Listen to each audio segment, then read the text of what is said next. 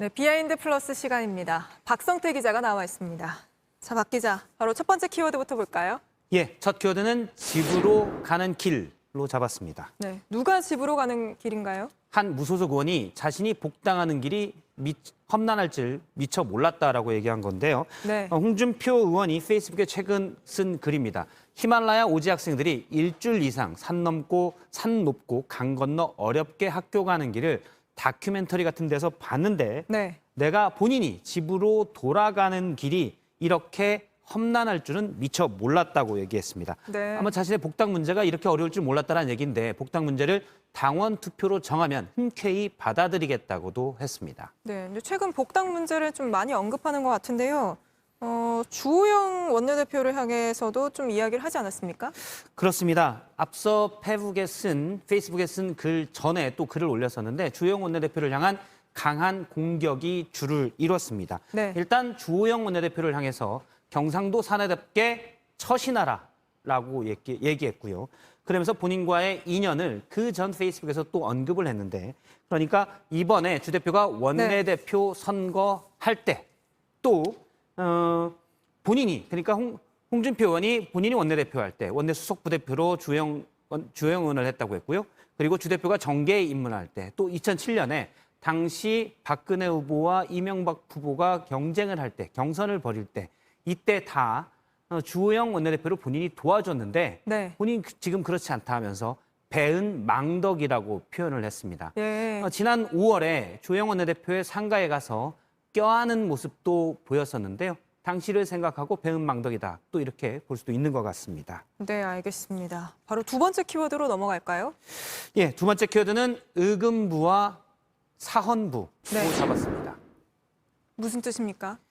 예, 조선시대 기관인데요. 지금 공수처 설치를 두고 여야가 격하게 부딪히고 있는데 네. 민주당의 이재명 경기도지사와 국민의힘의 원희룡 제주도지사가 의금부와 사헌부를 빗대면서 설전을 벌였습니다. 네. 먼저 얘기한 것은 이재명 지사인데요. 최근 페이스북에 올린 글을 보면 태종은 그러니까 조선 태종은 친인척 비리를 막기 위해 의금부의 지시에서 외척 발호를 방임한 사헌부 대사원과 관료들을 문책했다라고 썼습니다. 그러면서 네. 의금부는 지금의 공수처에 해당되고 사헌부의 대사원은 이제 사헌부의 장인데요. 지금의 검찰총장으로 얘기를 했습니다. 네. 그러니까 태종이 부패 기득권에 단호한 조치를 했기 때문에 그 뒤에 세종의 태평성대가 왔었다는 취지로 얘기를 한 겁니다. 네, 그러니까 의금부가 공수처고 사헌부가 검찰이라는 그런 얘기네요.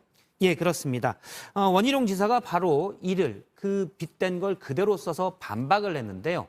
의금부가 국왕의 직속기구로 전제 왕권을 위해 고문을 비롯해 많은 악행을 행했었다라면서 의금부를 빗댄 거는 청와대와 공수처를 교묘하게 디스한 건 아니냐라고 얘기를 했습니다. 네. 일단 의금부와 사헌부 모두 조선시대 사법기관인데요. 할 일은 조선시대 법률이라고 하는 경국대전에 정해져 있습니다.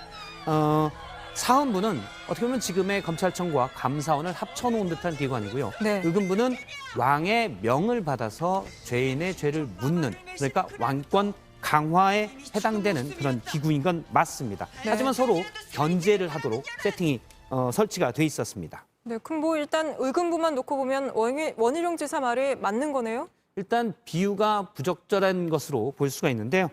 이재명 지사는 바로 오늘 다시 페이스북에 글을 올려서 반박을 했는데 네. 글의 의미도 이해 못한 채 일베 댓글 수준의 글을 달았다면서 원희룡 지사를 비판했고요. 본인이 이제 의금부와 사헌부를 얘기한 것은 검찰은 독점 권력이니까 공수처로 견제를 해야 된다. 그래서 검찰과 공수처를 서로 견제시키자는 취지다라고 네. 얘기를 했습니다. 취지가 다르다 이런 얘기네요. 그렇습니다. 네, 알겠습니다. 오늘 여기까지 듣겠습니다. 그리고 또 박성태 기자가 좀 공지할 게 있잖아요. 비하인드 플러스는 오늘이 마지막이고요. 저는 이제 평일에 그 이슈 체커로서 주요 이슈가 정치 분야 이슈가 있을 때 나오게 되고요.